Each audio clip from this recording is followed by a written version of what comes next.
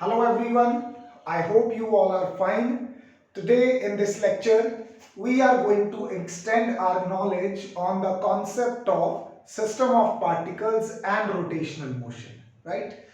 आज हम बात करने वाले हैं एक वर्ड जो कि आपको बहुत कॉमनली सुनने को मिल जाएगा फिजिक्स में, दैट इज इक्विलिब्रियम, राइट? इस शब्द के बारे में हम केमिस्ट्री में भी पढ़ते हैं. First of all, this word is related to the Latin word libra. Libra means a balance, right? Equi means equal. तो इक्विलिब्रियम शब्द का मतलब होता है किसी चीज का बैलेंस होना. और जब कोई चीज बैलेंस होती है तो उसका नेट इफेक्ट क्या हो जाता है? जीरो हो जाता है. जैसे हमारे पास एक तराजू हो, ठीक है, एक तकड़ी हो, उसके एक तरफ जितना वेट रखा है दूसरी तरफ भी उतना वेट रखा है, तो हम कहेंगे कि ये जो वेइंग मशीन है ये किस में है? इक्विलिब्रियम में है. कोई पलड़ा इसका नीचे या कोई पलड़ा ऊपर नहीं है. इन द सेम वे, जब किसी रिजिड बॉडी की बात की जाती है, equilibrium of rigid body. Now we very well know that what is a rigid body. A rigid body means which do not change shape. एक ऐसा ऑब्जेक्ट जो अपनी शेप चेंज नहीं करता. कब? जब उसके ऊपर फोर्स लगे. और ये मैटर नहीं करता कि आपने कितनी फोर्स लगाई है. प्रैक्टिकली तो ऐसी कोई बॉडी नहीं होती जो अपनी शेप चेंज ना करे, क्योंकि आप जब बहुत ज्यादा फोर्स अप्लाई करते हैं तो वो कंप्रेस या ब्रेक हो जाती है, राइट? फिर भी अगर फिजिक्स में आइडियली इसको डिस्कस करके चलें तो क्या होता है इक्विलिब्रियम ऑफ रिजिड बॉडी? एक रिजिड बॉडी इक्विलिब्रियम में तब कही जाती है जब उसका linear momentum, right, and angular momentum constant रहता है. याद रखिएगा बेटा, एक रिजिड बॉडी को इक्विलिब्रियम में कब कहा जाता है? जब उसका लीनियर मोमेंटम और उसका एंगुलर मोमेंटम क्या रहता है? कांस्टेंट रहता है. मतलब या तो बॉडी प्योरली रेस्ट पे हो जाती है, तब उसका लीनियर मोमेंटम भी जीरो होगा, एंगुलर मोमेंटम भी जीरो होगा. या फिर जब वो स्ट्रेट लाइन में चलती है और यूनिफॉर्म वेलोसिटी के साथ चलती है और यूनिफॉर्म एंगुलर वेलोसिटी के साथ घूमती है. जब ये सारी कंडीशंस हो तब भी, क्योंकि यूनिफॉर्म वेलोसिटी से चल रही है, p is equal to mv, momentum क्या हो जाएगा? कांस्टेंट. एक यूनिफॉर्म एंगुलर वेलोसिटी से घूम रही है तो उसकी एंगुलर मोमेंटम भी क्या हो जाएगा? Constant, right? तो इन हालात में, इन कंडीशंस में हम कहेंगे कि रिजिड बॉडी किस में है? इक्विलिब्रियम में है. और अगर कोई रिजिड बॉडी इक्विलिब्रियम में हो तो वो साइमल्टेनियसली दो इक्विलिब्रिया पोजेस करती है. वो एक साथ दो इक्विलिब्रिया पोजेस करती है. पहला कौन सा होता है? Translational equilibrium. कौन सा? Translational equilibrium. ट्रांसलेशनल इक्विलिब्रियम का क्या मतलब है? कि जब बॉडी या तो रेस्ट पे हो या एक स्ट्रेट लाइन में चल रही हो विद यूनिफॉर्म स्पीड. और ऐसा कब पॉसिबल है? ऐसा तब पॉसिबल है जब उसके ऊपर बाहर से नेट फोर्सेस क्या लगे? जीरो लगे, राइट? ये कंडीशन होती है ट्रांसलेशनल इक्विलिब्रियम की. अब कैसे होती है इसको जस्टिफाई कर सकते हैं हम by Newton second law. F किसके बराबर होता है? dp by dt.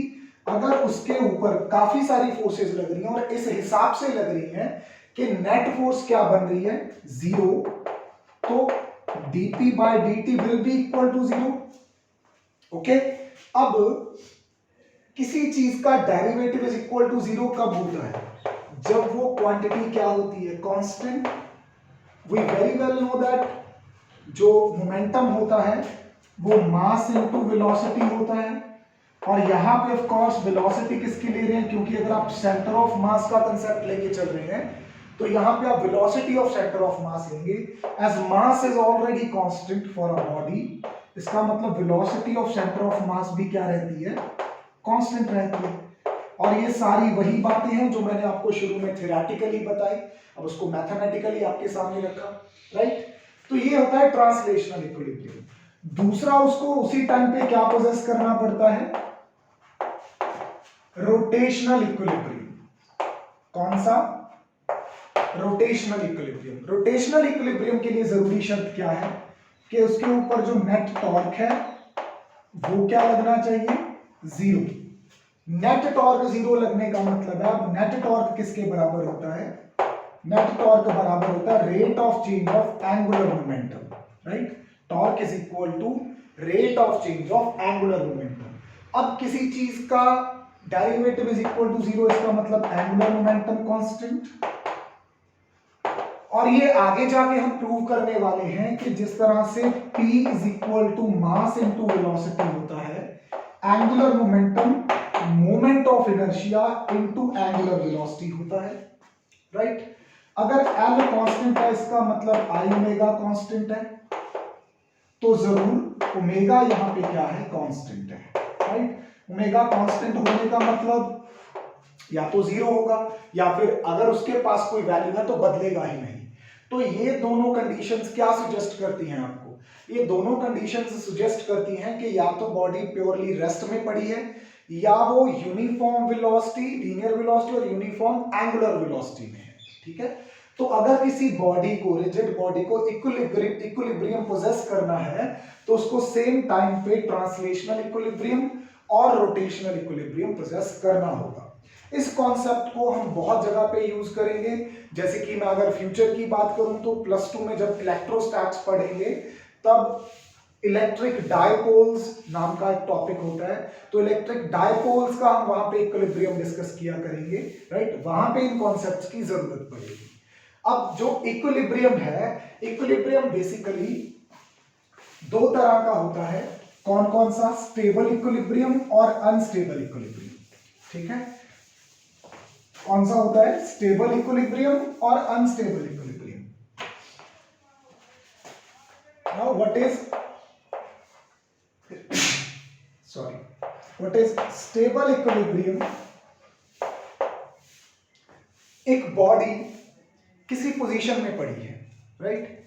आपने उसको उस पोजीशन से थोड़ा सा डिस्प्लेस कर दिया, लेट्स से, क्योंकि बॉडी एक पोजीशन पे पड़ी है, आपने इसको यहां से थोड़ा सा डिस्प्लेस कर दिया। अगर ये वापस वहीं पे आ जाती है जहां से आपने इसको हिलाया था, इसका मतलब वो पोजीशन उस बॉडी की कौन सी थी, स्टेबल इक्विलिब्रियम वाली पोजीशन थी, इसीलिए बॉडी वहां पे वापस आना चाहती है, ठीक है। तो स्टेबल इक्विलिब्रियम क्या होता है, एक ऐसी पोजीशन जहां पे बॉडी वापस आ जाती है जब उसको वहां से क्या करने की कोशिश की जाती है, डिस्प्लेस करने की कोशिश की जाती है। और स्टेबल इक्विलिब्रियम में जब कोई बॉडी होती है तो उसकी पोटेंशियल एनर्जी जो होती है वो क्या रहती है, मिनिमम रहती है। देखो बेटा, इस पूरे यूनिवर्स में ना हर एक बॉडी चाहती है कि वो स्टेबल इक्विलिब्रियम में रहे, तो इसीलिए वो अपनी पोटेंशियल एनर्जी को क्या करने की कोशिश करती है, मिनिमाइज करने की कोशिश करती है। जैसे कि अगर इस बॉडी को मैं यहां से छोड़ दूं तो ये किधर जाएगी, नीचे जाएगी। वाई, नीचे क्यों जाएगी, क्योंकि नीचे जाके इसकी पोटेंशियल एनर्जी कम होगी। इसकी पोटेंशियल एनर्जी कम होगी तो ये अपने आप को स्टेबल इक्विलिब्रियम में ले आएगी, ठीक है। और दूसरा होता है अनस्टेबल इक्विलिब्रियम। अनस्टेबल इक्विलिब्रियम क्या होता है, एक ऐसी पोजीशन जहां से सपोज आपने बॉडी को डिस्प्लेस किया और बॉडी कभी भी वापस वहां पे नहीं आई जहां से उसको हिलाया गया था। इसका मतलब जरूर वो उस जगह पे अनस्टेबल इक्विलिब्रियम में थी, वहां पे रहना नहीं चाहती थी, उसको थोड़ा सा वहां से परे किया और वो वहां से हट गई, ठीक है, वापस आई नहीं वहां पे। उस चीज को क्या बोलते हैं, उस पोजीशन को क्या बोलते हैं, अनस्टेबल इक्विलिब्रियम। और अनस्टेबल इक्विलिब्रियम पोजीशन से अगर किसी बॉडी को डिस्प्लेस किया जाए तो वो वापस वहां पे नहीं आती, राइट। और वहां से जाने के लिए उसको कोई ना कोई एनर्जी तो चाहिए होगी, इसका मतलब उसके पास बहुत सारी पोटेंशियल एनर्जी थी, तो उस एनर्जी का इस्तेमाल करके वो वहां से चली गई। तो उसका मतलब यहाँ पे उसके पास पोटेंशियल एनर्जी क्या होती है, अनस्टेबल इक्विलिब्रियम में मैक्सिमम होती है, राइट। तो ये एक टॉपिक जो है इसको आप ध्यान में रखेंगे, this is very important for future use, right. चलिए आगे बढ़ते हैं।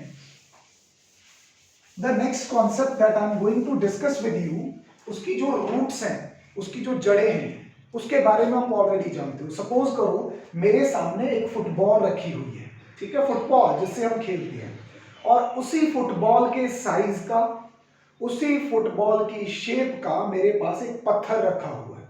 अब मैं दोनों को साइमल्टेनियसली या वन बाय वन किक करता हूं सेम फोर्स के साथ। मतलब जब मैं उसको किक मारता हूं मैं एक जितना उसको पुश देता हूं, ठीक है। इस पे भी लेट्स से 10 न्यूटन, इस पे भी लेट्स से 10 न्यूटन। तो मैं क्या देखता हूं कि जो फुटबॉल है वो फ्लाई ऑफ कर जाती है, वो उड़ जाती है, राइट। लेकिन जो पत्थर है वो अपनी जगह पे पड़ा रहता है, उल्टा मुझे चोट लगती है जब मैं उसको किक करता हूं, राइट। ऐसा होगा। अच्छा, दूसरी बार क्या है कि एक बार मेरी तरफ फुटबॉल फेंकी गई, ठीक है, वो बॉल कुछ मोमेंटम कैरी कर रही थी। दूसरी बार मेरी तरफ एक उसी शेप और साइज का पत्थर फेंका गया जिसकी जो वेलोसिटी है वो उतनी ही थी जितनी बॉल की थी। तो मुझे कौन से ऑब्जेक्ट को कैच करना, होल्ड करना, पकड़ना मुश्किल होगा? ऑफ कोर्स पत्थर को होगा, राइट। इसके पीछे रीजन क्या है? इसके पीछे रीजन है उस पत्थर और उस फुटबॉल के मास का डिफरेंस। उस फुटबॉल का मास कम है और उस पत्थर के पीस का मास ज्यादा है। तो मास ज्यादा होने से उस बॉडी के अंदर नेचुरली एक प्रॉपर्टी आ जाती है जिसको नाम दिया जाता है इनर्शिया का। क्या नाम देते हैं हम? इनर्शिया का। We have read about it in laws of motion. तो इनर्शिया क्या करता है? इनर्शिया किसी बॉडी को उसकी स्टेट चेंज करने से रोकता है, ठीक है। अगर मैं उसको सीधी लाइन में चलाना चाहूं रेस्ट से तो जल्दी जल्दी चलने भी नहीं देगा, और अगर उसको रोकना चाहूं तो जल्दी जल्दी उसकी वो प्रॉपर्टी उसको बॉडी को रुकने भी नहीं देगी। Now this was all about the inertia when the body is in linear motion, but think of a body which is in rotational motion, ठीक है। जब कोई बॉडी रोटेशनल मोशन में, सपोज करो एक हल्का पर्सन है, एक थोड़ा हैवी पर्सन है, तो आपको उसको रोटेशनल मोशन में सेट करना है। तो किसको सेट करना आसान होगा रोटेशनल मोशन में? उस पर्सन को सेट करना आसान होगा, राइट, जिसका मास कम होगा। और किसको सेट करना मुश्किल होगा? जिसका मास ज्यादा होगा। तो इसका मतलब ये है कि यहाँ पे बॉडी की स्टेट चेंज करने में, रेस्ट से रोटेशनल मोशन में लाने के लिए जो डिफरेंस है दोनों पर्सन्स का, वो उनके मास के डिपेंडेंट है। इसके अलावा एक चीज और है, अगर एक पर्सन ऐसे आराम से खड़ा है सीधा, ठीक है, तो उसको घुमाना इजी होगा अगर दोनों का सेम वेट है, दोनों का सेम मास है, ठीक है। और दूसरा पर्सन जिसने हाथ में डंबल्स को, जिम वाले डंबल्स को होल्ड किया और ऐसे खड़ा है, उसको घुमाना थोड़ा मुश्किल होगा। द रीजन इज कि इस पर्सन का जो बॉडी एक्सिस जिसके अबाउट उसको घुमाना है, उससे जो फैलाव है, उससे जो रेडियस है, ठीक है, वो कम है। लेकिन जिस पर्सन ने ऐसे डंबल्स होल्ड किए हुए हैं उसका रेडियस क्या है? ज्यादा है, राइट। तो यहां से क्या पता चलता है कि जैसे बॉडी को लीनियर मोशन में सेट करने या लीनियर मोशन में चल रही चीज को रोकने के लिए एक प्रॉपर्टी रेजिस्ट करती है, उसका नाम इनर्शिया है। इसी तरह से किसी बॉडी को रोटेशनल मोशन में सेट करना और उसको रोकना किसके ऊपर डिपेंड करता है? उसके मोमेंट ऑफ इनर्शिया पे डिपेंड करता है। तो I am going to introduce topic moment of inertia.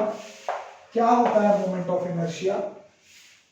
जो हमारा लीनियर इनर्शिया होता है उसका रोटेशनल रूप होता है। So you can say moment of inertia is the property, किसकी प्रॉपर्टी? Of a body. कौन सी body? Rotating about an axis, जो कि किसी एक्सिस के अबाउट घूम रही है। और क्या करती है? इस प्रॉपर्टी की वजह से वो रेजिस्ट करती है, मतलब मना करती है कि नहीं, resist to change its state. कौन सी स्टेट? या तो रेस्ट की, मतलब अगर रेस्ट में है आपको उसको रोटेशनल मोशन में घुमाना है तो मना कर देगी कि मैं नहीं घूमूंगी। और यूनिफॉर्म रोटेशनल मोशन, ठीक है, या फिर वो रोटेशनल मोशन में है तो अपनी एंगुलर वेलोसिटी को चेंज करने में रेजिस्ट करेगी, ठीक है। इस प्रॉपर्टी को क्या बोलते हैं, मोमेंट ऑफ इनर्शिया बोलते हैं, मतलब इनर्शिया का रोटेशनल इफेक्ट, राइट। इनर्शिया का रोटेशनल एनालॉग आप कह सकते हैं, एनालॉग मतलब उसके जैसा। अब फर्क क्या है इनर्शिया और मोमेंट ऑफ इनर्शिया में?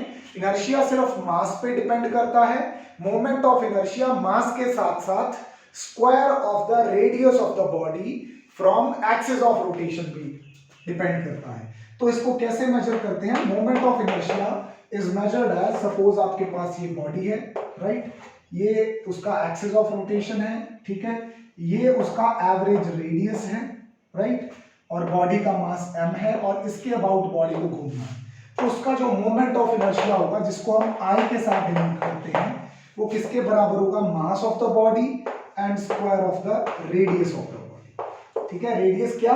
रेडियस मतलब अगर ये हमारे पास कोई रेगुलर बॉडी हो, मैं यहाँ पे रेगुलर बॉडी ड्रॉ कर देता हूँ, कोई लेट्स से कि हमारे पास ये कोई सिलेंडर है, राइट, ठीक है।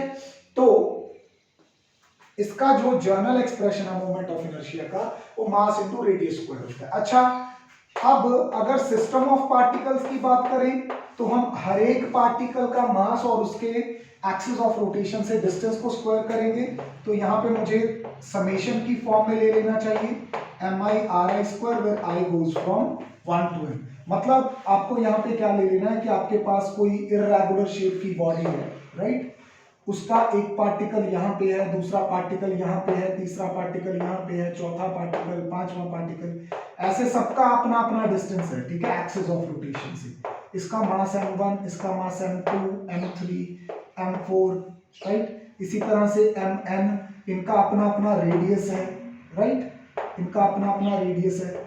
तो ऐसे सबका जो अकेले अकेले पार्टिकल का आप मोमेंट ऑफ इनर्शिया निकाल के सम करोगे तो पूरे सिस्टम का मोमेंट ऑफ इनर्शिया आ जाएगा, राइट। और नॉलेज ले लेते हैं थोड़ी सी इसके बारे में। मोमेंट ऑफ इनर्शिया जो होता है, इसकी जो सीजीएस यूनिट होगी वो क्या होगी? The CGS unit is going to be, mass की होगी किलोग्राम और आर स्क्वायर की होगी मीटर स्क्वायर। और अगर इसकी ऐसा यूनिट देख रहे थे हम, सॉरी, अगर इसकी सीजीएस यूनिट देखें तो किलोग्राम की बजाय ग्राम और मीटर की बजाय सेंटीमीटर स्क्वायर आ जाएगा, राइट। उसके बाद डायमेंशनल फॉर्मूला देखें तो इसमें क्या क्या कंटेन्ड है? तो मास कंटेन्ड है, एक स्क्वायर ऑफ रेडियस यानी कि एल स्क्वायर, ये कंटेन्ड है, तो ml2। इस तरह से मोमेंट ऑफ इनर्शिया के बारे में हम यहाँ पे नॉलेज देते हैं। अच्छा, मोमेंट ऑफ इनर्शिया का फिजिकल सिग्निफिकेंस क्या है? इसका सिग्निफिकेंस बताया जा सकता है अगर हम टॉर्क और एंगुलर मोमेंटम के बारे में सोचें। देखो बेटा, मैंने बताया था कि जैसे लीनियर मोशन में फोर्स होती है, एंगुलर मोशन में, एंगुलर उसका रोटेशनल मोशन में एंगुलर उसका टॉर्क होता है, राइट। जिस तरह से लीनियर मोशन में लीनियर वेलोसिटी होती है, इधर एंगुलर वेलोसिटी होती है, इस तरफ लीनियर मोमेंटम होता है, उस तरफ एंगुलर मोमेंटम होता है। तो उसी तरह से लीनियर मोशन में इनर्शिया होता है, रोटेशनल मोशन में मोमेंट ऑफ इनर्शिया होता है। तो जो रोल मास या इनर्शिया लीनियर मोशन में प्ले करता है, same role moment of inertia angular या रोटेशनल मोशन में करता है, ठीक है। सेम रोल एज इनर्शिया या फिर मास कह दें इन लीनियर मोशन। जो कंट्रीब्यूशन इनर्शिया का या मास का होता है लीनियर मोशन में, वही कंट्रीब्यूशन मोमेंट ऑफ इनर्शिया का होता है रोटेशनल मोशन में या एंगुलर मोशन में, ठीक है। तो उसके बाद नेक्स्ट आ जाता है कि कौन कौन से फैक्टर्स हैं जिनके ऊपर मोमेंट ऑफ इनर्शिया डिपेंड करता है। पहला फैक्टर है mass of the body, right, body का मास क्या है। दूसरा distribution of the mass, about axis of rotation, axis of rotation के इर्द गिर्द बॉडी का मास कैसे बटा हुआ है, राइट। थर्ड फैक्टर है size and shape of the body, size and shape में ये आपका आर स्क्वायर वाला फैक्टर इंक्लूड हो गया। चौथा आ जाता है orientation of axis of rotation, मतलब जिस एक्सिस के अबाउट बॉडी घूम रही है, जिस एक्सिस के अबाउट बॉडी घूम रही है वो किस तरह से रखा हुआ, वो इस तरह से है, इस तरह से है, इस तरह से है, इस तरह से है, किस तरह से रखा हुआ है। ओरिएंटेशन का मतलब होता है किस एंगल पे रखा हुआ है इसको। तो ये सारे फैक्टर्स हैं जिनके ऊपर मोमेंट ऑफ इनर्शिया क्या करता है, डिपेंड करता है, राइट।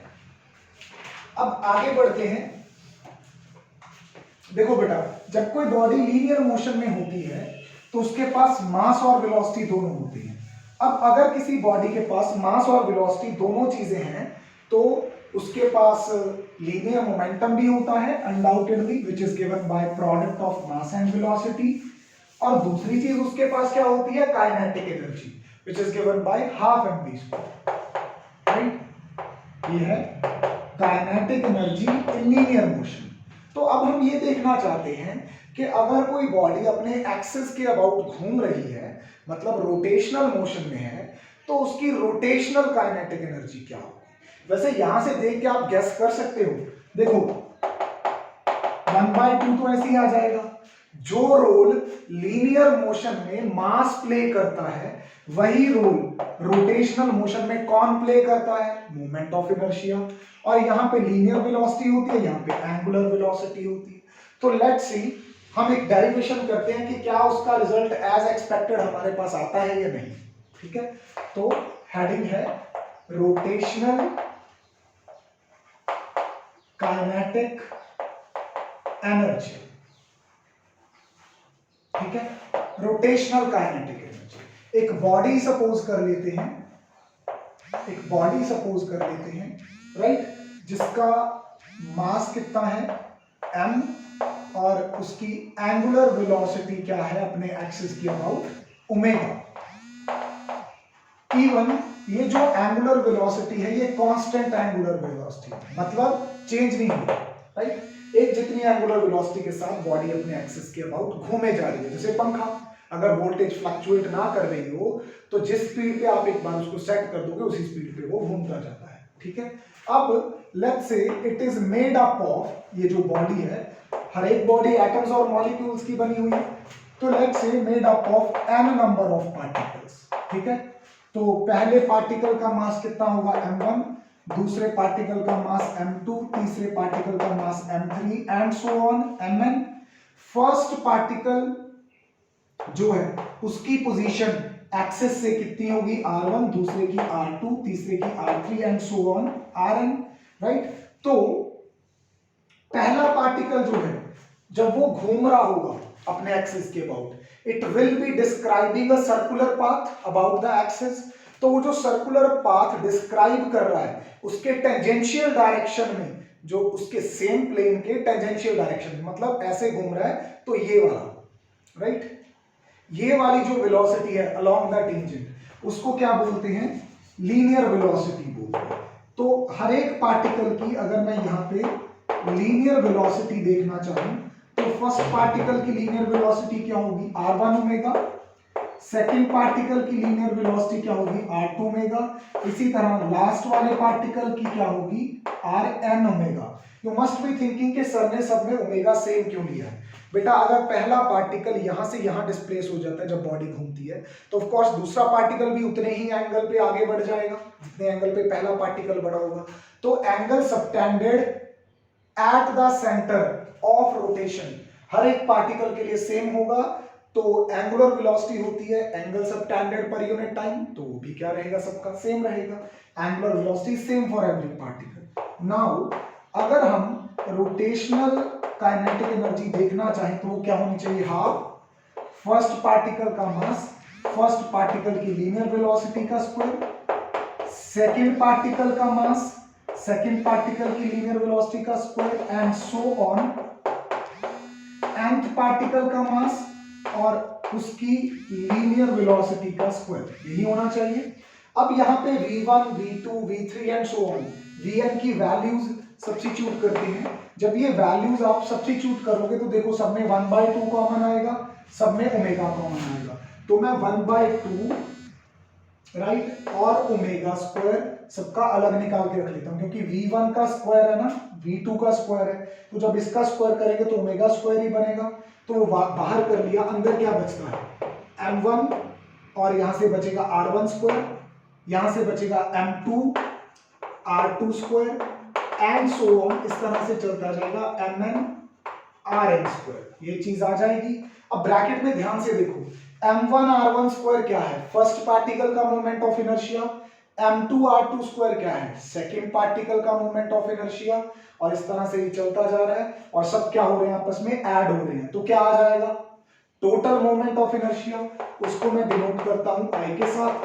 तो हमारे पास एक्सप्रेशन क्या बन गया रोटेशनल काइनेटिक एनर्जी का, the expression for the rotational kinetic energy is half I omega square, which is quite similar to the kinetic energy of the body when it was in linear motion, right?